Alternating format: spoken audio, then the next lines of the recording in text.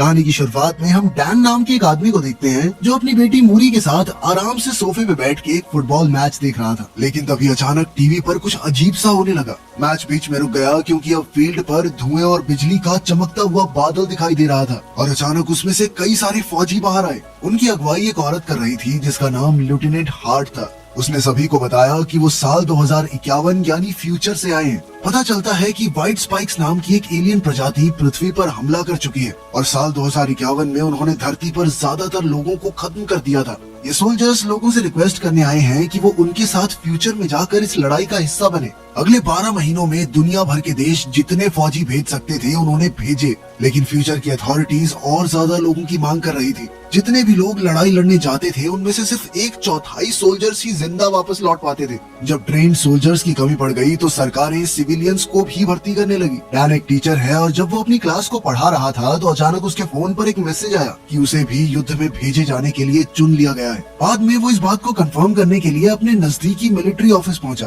Dan को बताया गया कि वैसे भी उसकी 7 साल में मौत होने वाली है, इसलिए वो युद्ध में भेजने के लिए फिट है। ये सुनकर डैन हैरान रह गया और बहुत सारे अजीबोगरीब सवाल करने लगा, मगर ऑफिसर्स ने उसके किसी भी सवाल का सीधा जवाब नहीं दिया। उन्होंने उसकी बात ना सुनते हुए उसके हाथ में एक डिवाइस लगा दिया जो उसे ट्रैक करेगा और फ्यूचर में वो इसी की मदद से उससे बात कर सकेंगे। इसे तब तक नहीं निकाला जा सकता जब तक वो 2051 से वापस नहीं आ जाता। उस शाम डैन ने अपनी पत्नी एमी से मिलकर उसे सब कुछ बताया, जो परेशान होकर कहने लगी कि उन्हें गवर्नमेंट से दूर भाग जाना चाहिए। पर डैन ने बताया कि उसके हाथ में ऑलरेडी ट्रैकर लगा दिया गया है। अब चाहे वो जहाँ मर्जी भाग जाए, अथॉरिटीज उन्हें कहीं भी ढूंढ लेंगी। वो समय में आगे पीछे जा सकते हैं डार्लिंग, हमें तो ढूंढ ही लेंगे। जब कोई और रास्ता नहीं बचा तो एमी ने सुझाव दिया कि डैन को अपने पिता जेम्स से बात करनी चाहिए। हो सकता है वो इस ट्रैकर को निकाल पाए। वो आदमी एक जबरदस्त इंजीनियर है और सरकार पर बिल्कुल भरोसा नहीं करता, इसलिए पुलिस को खबर तो पक्का नहीं करेगा। पता चलता है कि डैन के पिता वियतनाम युद्ध से लौटने के बाद अपने परिवार को छोड़कर चले गए थे, क्योंकि लड़ाई में अपने कई करीब साथियों को खोकर वो अंदर से टूट चुके थे। लेकिन डैन के मन में अपने पिता के लिए बहुत नफरत थी। घर जाकर उसने देखा कि उसकी बेटी गार्डन में खेल रही थी। उसने झूठ बोलने की कोशिश की कि वो एक ट्रिप पर जा रहा है, और मूरी तुरंत ही समझ गई कि उसके पिता को युद्ध में जाने के लिए चुन लिया गया है। डैन ने उससे वादा किया कि वो जिंदा वापस आएगा और फिर प्यार से उसे गले लगा लिया। एक दिन बाद डैन और बाकी नए रिक्रूट्स को हथियारों और फर्स्ट एड की ट्रेनिंग दी जाती है ताकि उनके जिंदा बचने के चांसेस बढ़ जाएं। डैन की मुलाकात एनवायरमेंटल साइंटिस्ट चार्ली और एक्स नेवी सील डोरियन से भी हुई।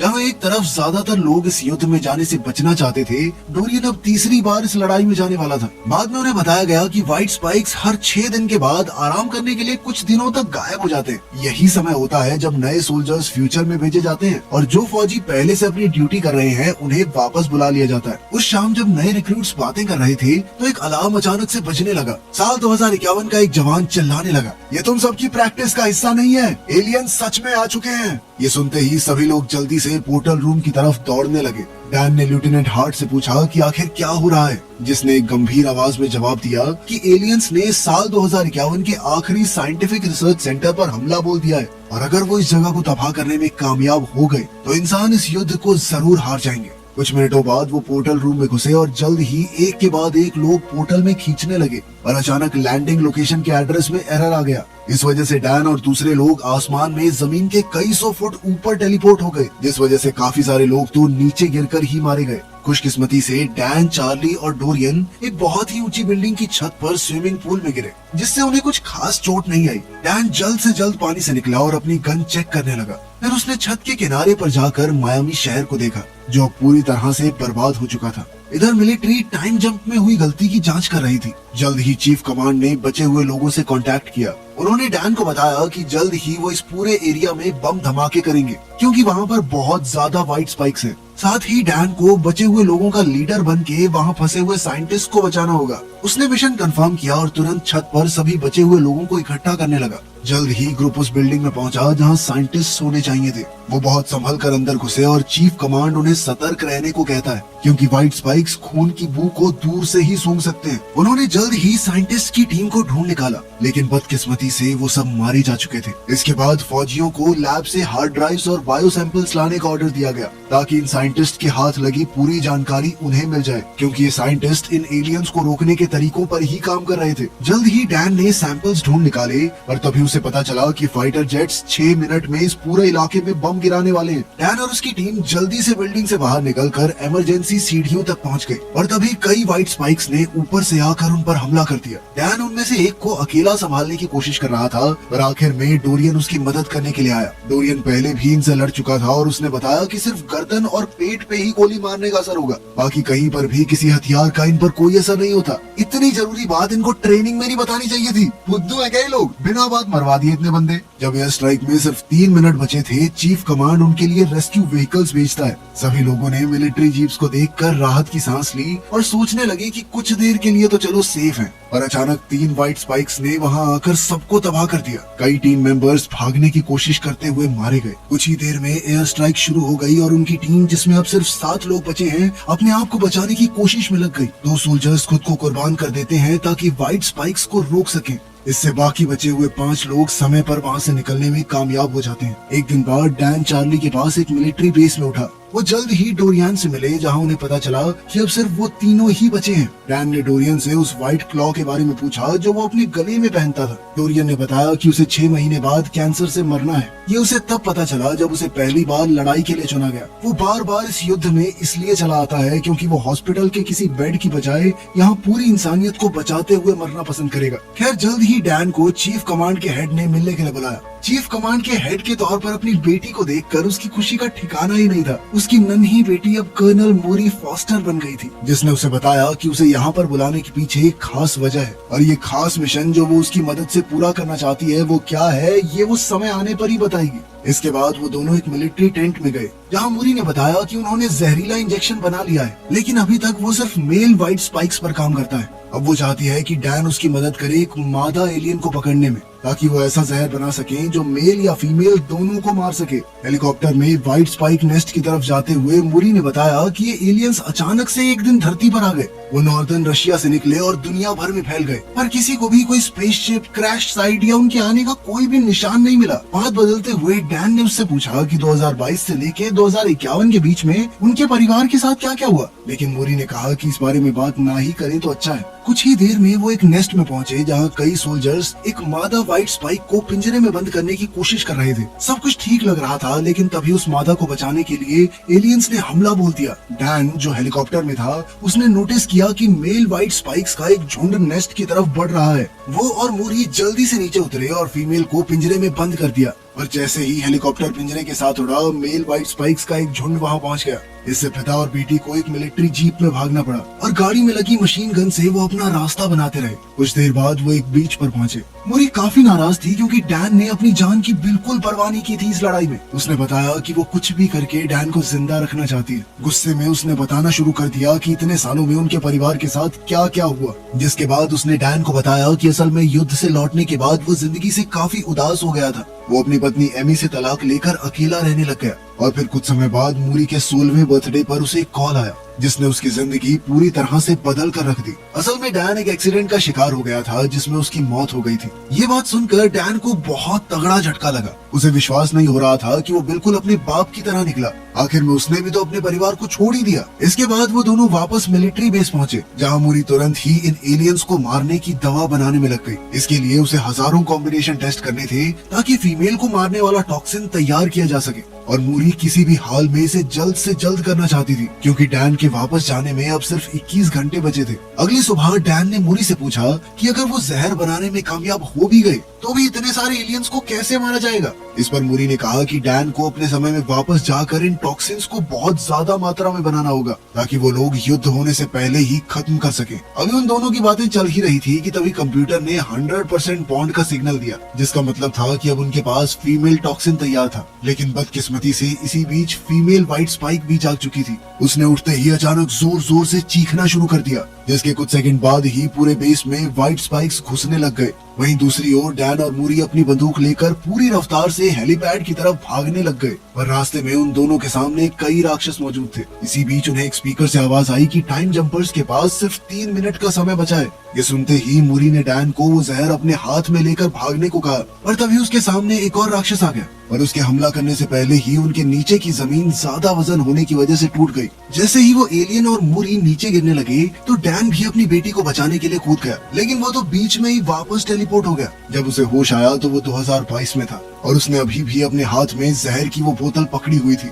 उसने लेफ्टिनेंट हार्ट को समझाया कि उन्हें जल्द से जल्द इस जहर को ज्यादा से ज्यादा बनाकर फ्यूचर में पहुंचाना होगा, जिस पर लेफ्टिनेंट ने उसे बताया कि टाइम पोर्टल दूसरी तरफ से पूरी तरह तबाह हो चुका है और अब कोई भी फ्यूचर में ट्रैवल नहीं कर सकता। ये बात सुनकर डैन चुपचाप निराशा के साथ अपने घर लौट गया। घर पहुंचते ही उसने सबसे पहले अपनी बेटी को गले लगाया और फिर उसी रात उसने एमी को भविष्य में हुई मूरी के साथ अपनी बातचीत के बारे में बताया। साथ ही उसने ये भी बताया कि किसी को नहीं पता कि आखिर व्हाइट स्पाइक्स कहां से आए, क्योंकि वो अचानक 2048 में बस प्रकट हो गए थे। जिस पर एमी का कहना था कि शायद वो क्रीचर्स सालों पहले स्पेस से आए होंगे। और उसकी ये बात सुनकर डैन के दिमाग में एक आइडिया आया, जिसके बाद वो एक बार में डोरेन से मिला, जहाँ भविष्य के बारे में बात करते हुए उन दोनों ने तय किया कि वो इस युद्ध को होने से पहले ही रोक देंगे। वो दोनों डोरेन के पास मौजूद व्हाइट स्पाइक का क्लॉ लेकर चार्ली के पास पहुंचे। असल में चार्ली इन्वायरमेंटल साइंस का एक्सपर्ट था और उसने क्लॉ को एनालाइज करके बताया कि उसके ऊपर चाइना का वोल्केनिक ऐश लगा हुआ था। और उसकी इस बात ने उन दोनों को ही हैरान कर दिया, क्योंकि व्हाइट स्पाइक्स पहली बार नॉर्दर्न रशिया में देखे गए थे, जो कि चाइना से ठीक ठाक दूर था। ये सब सुनकर डैन को अपनी क्लास के लड़के मार्टिन की याद आई, जो ज्वालामुखियों में बहुत ज्यादा ही इंटरेस्ट रखता था। खैर, मार्टिन ने उन्हें बताया कि 1000 साल पहले एक बहुत बड़ा ज्वालामुखी फटा था और ये घटना इतनी बड़ी थी कि इसके अवशेष नॉर्दर्न रशिया के ग्लेशियर्स में भी मिल सकते हैं। उसकी ये बात सुनकर वो लोग समझ गए कि व्हाइट स्पाइक्स जरूर हजारों साल पहले आए थे और रशिया की ठंडी बर्फ की चादर के नीचे वो सो रहे हैं। थोड़ा दिमाग लगाने पर वो समझ गए कि ग्लोबल वार्मिंग की वजह से वो बर्फ साल 2048 तक पिघल जाएगी। और ये इत्तेफाक तो नहीं हो सकता कि उसी साल व्हाइट स्पाइक्स ने अपना पहला हमला किया था। ये जानकारी हाथ लगते ही उन्होंने यूएस की सरकार से इस मिशन के लिए फंडिंग मांगी, लेकिन सरकार ने इसके लिए साफ मना कर दिया, क्योंकि यूएस और रशिया के रिश्ते तो वैसे ही ठीक नहीं थे। उनके देश में प्लेन लेके घुसोगे तो और खराब हो सकते हैं ना वो। कोई दूसरा रास्ता न मिलने पर डैन अपने पिता जेम्स के पास पहुंचा, जिनके पास अनरजिस्टर्ड एयरप्लेन्स मौजूद थे। जेम्स इस मिशन के लिए तुरंत ही तैयार हो गया। एन मौके पर लेफ्टिनेंट हार्ट भी वहां पहुंच गई और उसके हाथ में थे ताजे बने जहरीले इंजेक्शंस, जिनकी मदद से वो इन एलियंस को जड़ से मिटा सकते हैं। कई घंटों की उड़ान के बाद आखिरकार वो लोग एक ऐसी जगह पर पहुंचे जहां पर सभी इलेक्ट्रॉनिक डिवाइसेस ने काम करना बंद कर दिया। इसके बाद उन्होंने कई विस्फोटकों का इस्तेमाल करके जमीन में छेद किया। वो बड़ी ही सावधानी से उस छेद में घुसे जहां उन्हें एक जमा हुआ एलियन स्पेसक्राफ्ट मिला, जिसके बाद वो बर्फ को काटते हुए स्पेसशिप के अंदर घुस गए। उधर चार्ली और जेम्स बाहर ही रुके थे, ताकि अगर कोई भागने की कोशिश करे तो वो उसे रोक सके। थोड़ी देर छानबीन करने के बाद वो कॉकपिट में पहुंच ही गए, जिसे देखते ही वो समझ गए कि ये उड़न तश्तरी यहाँ क्रैश हुई थी। उन्होंने हिसाब लगाया कि एलियंस का इरादा पृथ्वी पर आने का नहीं था। खैर, इसके बाद वो एक और कमरे में पहुंचे, जहाँ असल व्हाइट स्पाइक्स बायोपॉड्स में बंद थे। ये देखकर वो सब समझ गए थे कि व्हाइट स्पाइक्स को किसी इंटेलिजेंट एलियन रेस ने बायो इंजीनियर किया है, यानी कि अपनी मर्जी से बनाया है। जैसे हम कुत्तों के जीन्स से छेड़छाड़ करके नई तरह का कुत्ता नहीं बना देते, लगभग वैसे ही। शायद वो इनका इस्तेमाल दूसरे ग्रहों पर कब्जा करने के लिए करते होंगे। इसके बाद उन्होंने जल्दी से पॉड्स में वो जहरीला इंजेक्शन लगाना शुरू कर दिया, जिसके इंजेक्ट होते ही व्हाइट स्पाइक्स दर्द से तड़प रहे थे। इसका सीधा मतलब ये था कि उनका जहर पूरी तरह असरदार है, लेकिन उनकी चीखों की वजह से कुछ दूसरे एलियन पहले ही जाग गए, जिन्हें अभी इंजेक्ट नहीं किया गया था। उन सब ने पॉड्स तोड़कर टीम पर हमला कर दिया। डैन और उसके साथियों ने तुरंत ही एलियंस को मारना शुरू कर दिया, पर फिर भी उनमें से कुछ भागने में कामयाब हो गए थे। और अब इस मौके पर डोरियन का कहना था कि उनके पास पूरी स्पेसशिप उड़ा देने के सिवा कोई चारा नहीं बचा था। ये अच्छे आइडिया इनको पहले क्यों नहीं आते? पहले उड़ा देते पूरी स्पेसशिप, बात ही खत्म थी। लेकिन बदकिस्मती से जहाज से बाहर निकलने से पहले ही उनके ऊपर हमला हो गया और सिर्फ डैन, चार्ली और जेम्स ही बॉम्ब एक्टिवेट होने से पहले बचकर निकल पाए। उधर जहाज के ऊपर मौजूद सारे एलियंस तो मर चुके थे, लेकिन एक लाल पेट वाली फीमेल अभी तक जिंदा थी। इस फीमेल को खत्म करना बहुत जरूरी था, क्योंकि वो और बच्चों को जन्म दे सकती थी। उसे पकड़ने के लिए डैन ने एक स्नोमैन बनाकर उसे जैकेट पहना दी, ताकि वो इंसान जैसा लगे। और ठीक उसके प्लान के मुताबिक वो क्वीन व्हाइट स्पाइक इस जाल में फंस गई। जैसे ही वो स्नोमैन के करीब आई तो डैन और जेम्स उस पर गोलियां चलाते हुए उसे पहाड़ के एक छोर पर ले आए। वो उसे खाई में धकेलना चाहते थे, लेकिन वो इतनी कमजोर नहीं थी। उसने उन पर तुरंत पलटवार शुरू कर दिया, जिससे वो दोनों अलग अलग हो गए। इसके बाद उस एलियन ने डैन के ऊपर एक स्पाइक फेंक कर हमला किया,